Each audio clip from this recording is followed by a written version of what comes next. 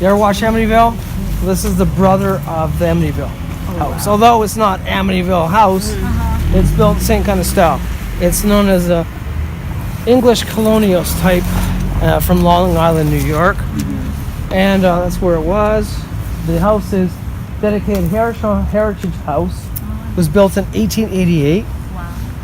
Wow. It's been renovated a bit, but the original house is still the same. They've moved it up a little bit, fixed it.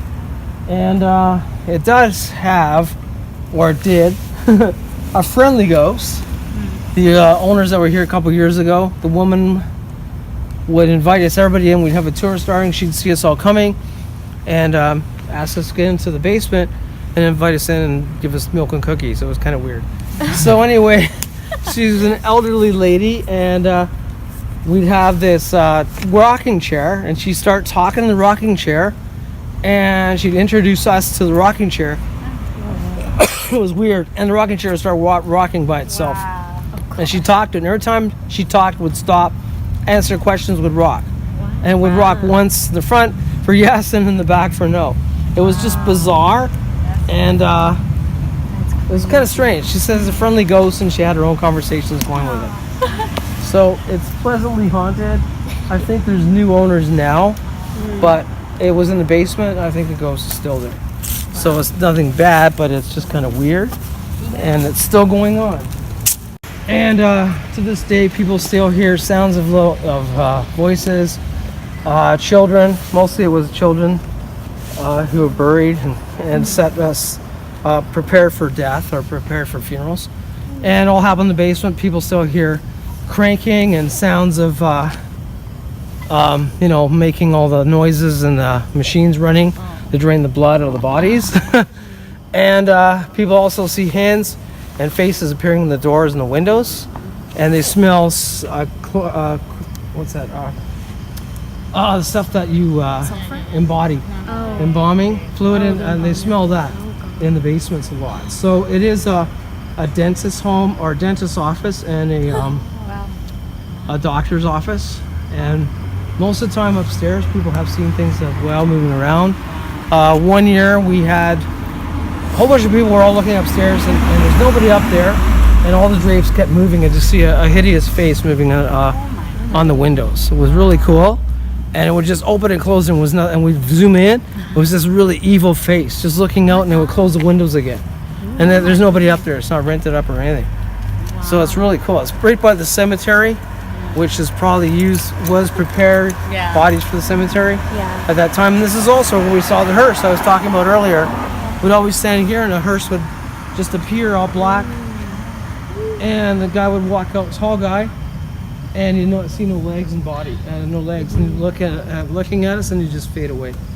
Okay, so St. Luke's Cemetery is the second oldest cemetery in Ontario. First oldest is St. Mark's in Niagara-on-the-Lake, and St. Luke's was actually established in 1826. The church in history books is known as the Little White Church, or Little White Chapel. It's also the original cemetery of a lot of the residents in Burlington, including Joseph Brant. Joseph Brant, the forefather of Burlington. And his daughter is buried in here, Elizabeth, and as well his second wife, Catherine, is buried here. Joseph Brant had 7 children, and he was married 3 times. Catherine was the main wife that he had, because the other 2 died of pneumonia and sickness and influenza before that. Catherine is buried in the second grave, which is unmarked over there. And all Indian graves in Ontario are usually have pyramids or rocks in the form of pyramids. There's no markings on the graves. Oh, wow. So Joseph Brant was buried here till 1929. He died in November 24th, 1807. The church was established about 1826, and when he was buried here till 1929, his original village was in the town of Brantford, so his body was exhumed. The city wanted it back. They took the body, and he's now buried in Brantford. Sad part is Joseph Brant's home was here in Burlington by the lake. His long house was by the lake, and he was living in Burlington. When his last words he said, as he was dying, was said, "Please take care of the old Indians. Please take care of the Six Nations, that he established, because Joseph Brant was known to start the Six Nations Indian in Upper Canada. And that's most of the time where he resided, but he did live in Burlington for the longest time. He was a Mohawk, but he also formed the Six Nations. And the Americans were furious at Joseph Brant because he used to be a Seneca Indian and came back to Canada to fight against the Americans with the British. So there was a lot of battles going on when he retired. He was given over 3,500 acres of land in Burlington, and then it was divided up between his family and his daughter Elizabeth. And Captain William Kerr also was killed, or he died at an early age of influenza, along with his wife Elizabeth, the daughter of Joseph Brant, 3 days apart. So they both died of some kind of influenza, or a common thing that could be fixed nowadays. Yeah. But there was no common cure for colds back then. Yeah. And they're both buried side by side on the other side of the cemetery. Wow. So it's kind of cool because on November 24th, on the anniversary of Joseph Brant's death, people have seen Joseph Brant actually appear in the cemetery and go visit his wife's grave and his daughter's grave and his son-in-law. He stands about 6'2". He was a tall man. Wow. He has a tomahawk in one hand, gun in the other, and he's wearing his ornaments that he was given to him by the Governor General Simcoe, as well as other governors. And he has the ring, the silver ring that he had, also wearing it. People have seen him appear, hover, and dressed all in Indian garb, walk through the cemetery and disappear. So it's kind of cool. Still happens every year. And the interesting thing is the ring was lost for 2 years. Wow. He never found it, and his wife found it, and actually in the same spot that he lost it. Went 2 years and he found it in perfect condition, and she gave it back to him. It's now at the Joseph Brant Museum. So it's very cool. It was awarded to him by one of the, I think, King Edward III at the time. Wow. For his valor and for his fighting abilities.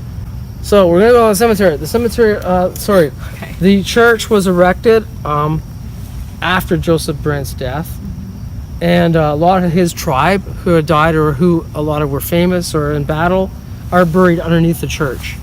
So they're actually in full uniform and full in battle gear. When the church was being renovated several years ago, the walls were all being renovated, being pulled apart, torn down. Lo and behold, they opened up the walls, found all kinds of bodies, skeletons, guns, ammunition, cannonballs, knives, a lot of the skeletons of all these soldiers. Some who maybe there was a battle, maybe they were just nobody knows who they were. They could have been slaves at the time. We don't know. And they were all buried inside the wall. So they took all the lifeless body parts and put them on another side of the cemetery of the unknown soldiers. So it's pretty cool. The church is still haunted to this day. They mostly have special events, weddings, anniversaries going on. Nothing is going on in the church right now. And the people hear music, and sounds of the pews moving, sounds of footsteps, guns, French and Indian soldiers walking. Wow. These are the older cemeteries. Gravestones are all in limestone. Yeah. They're all falling apart. Wow. You'll see a lot of the inscriptions when we go through. That side I'm not going to walk on because there's no lighting and we don't want anybody to fall and hurt themselves. Okay. That's more the active area that people see shadows, things moving around later at night, shadow people, all kinds of weird stuff goes on, and mist and everything else. A lot of times when we're here, you'll smell a heavy scent of tobacco, Yeah, which they that's smoke, usual and for the gunpowder, native from the- and also a heavy scent of orange and rind or lime, because in the old days they put the body in the ground. There's no way of preserving them. They would actually pour rind from oranges or lime all over the bodies to stop the decomposition. Okay. Wow. And these are just the older ones. We're going to go on this side and check out different ones. You can look at the inscriptions on them from the 1800s. This is, I don't know, 1885. Wow. So he died 23rd of 1885, and he was in the 48th year. Most of these are, the taller ones are soldiers. Wow. You'll see a lot of other ones when we go through. And this is a whole plot. Whole plot thickens. So this is a whole family together, family of Adam Ferguson. Adam Ferguson was from Scotland. Most of the immigrants that came to Burlington were Scottish or Irish or British descent. So you have a lot of that here. This is the father, the largest one. He died in 1862 on his 80th year. Not bad, because most people didn't last past 40. I know. The other one is, I think, his wife, and there's other ones that are family. Jesse is the other one, Jesse Tower. I don't know who that is, might be related. The smaller graves are the children. Sabbath 2, they only have initials on them. This one has JTK on it, or JTF. Because the reason why is that they died at such a young age that they think they had a life. So they died at 5 years or 4 years old. They didn't have a life, and that's why they put initials. Sad but true, dogs have more inscription on it when they die, or animals, or pets, than they did. Adam Ferguson was part of the Council of Dominion of Canada.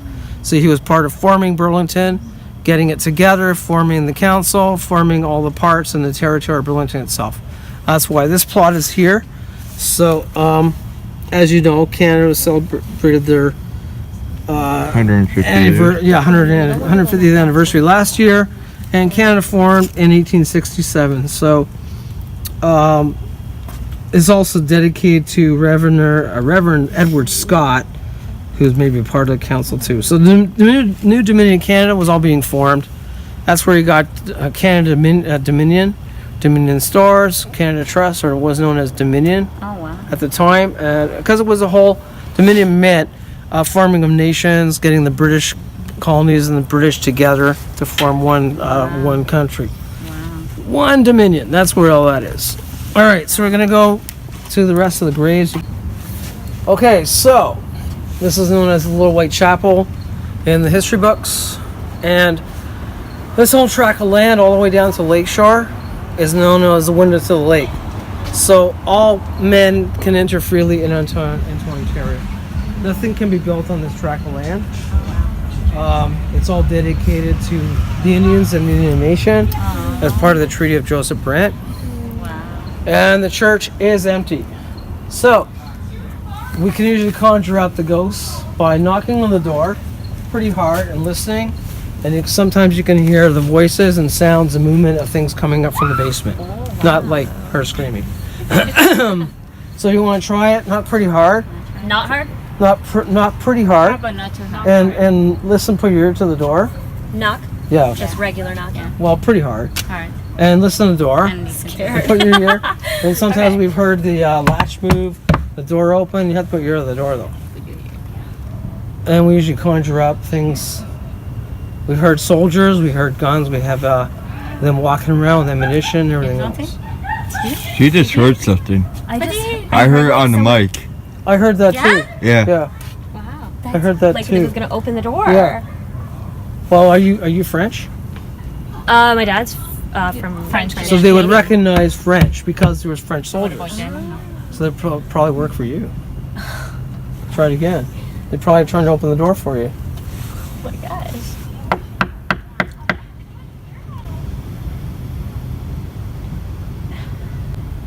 La France! Vive la France!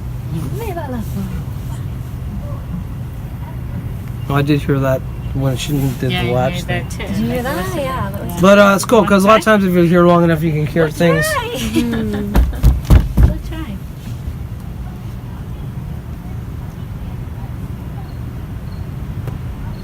Oh, I heard that.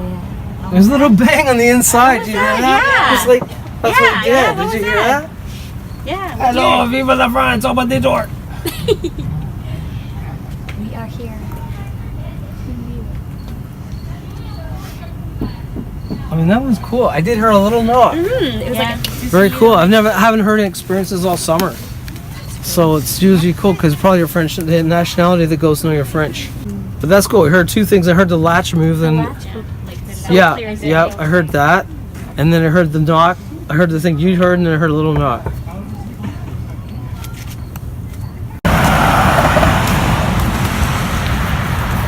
All right. Okay, so Burlington Avenue as we're on the street here. Goes back to Lakeshore. This is where we're going. Back to Emma's back porch. And it has its share of ghost activity and lots of things going on the street. One of the main things that happened back in 1989, there was a car that was driving down the street very fast. It was driven by a guy named Tony, and he had a souped up Firebird Trans Am. It was all souped up, bombing down. He actually lost control of the car. In doing so, he hit the curb and went up straight up to the tree, and you see the tree is on an angle. Oh my god. Hit the tree, the car went up the tree, car blew up, Whoa.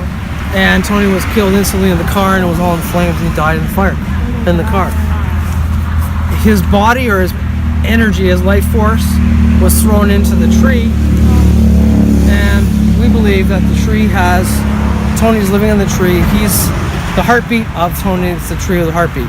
Wow. So, as you know, your heart is on the left side, and if you put your hand on the left side of the tree, usually around here, you can feel a pounding, like your heartbeat. Sometimes it's small, sometimes it's fast, sometimes it's slow. In this case, you can feel a slow pumping, and if you keep your hand here long enough, your hand gets all red and swells up, just like as if you're dying or burning in a fire. So anybody want to try that, put your hand there and see what you feel. You can check it out. A lot of psychics have checked things out and felt despair and dying and everything else on the tree. And people say it's the vibrations off the road, and it's not. It's the actual tree itself. There is a bug going down. I saw it. It's not that bug with a heartbeat. No, it's not. Does it feel anything? It feels literally like hot. Yeah, and it gets It really feels warm. hot. It feels hot. Yeah. You want to try it right there. Like, as the longer I keep my hand on Yeah, here, the longer you keep it there, your hotter hand will get really hot. Yeah. Oh yeah. I felt it more like in here, but you can go for whatever. That's crazy. Yeah, and then people have seen the face of him on the top, burning in flames. Oh my god. And they get a lot of people who are psychic sensitive freak out over it. You feeling anything? Light pulse, small pulse. I felt the heat like. Yeah, it gets really hot on your hand because of the heat that he died in. Yeah. Yeah. So if you push your hand in there long enough.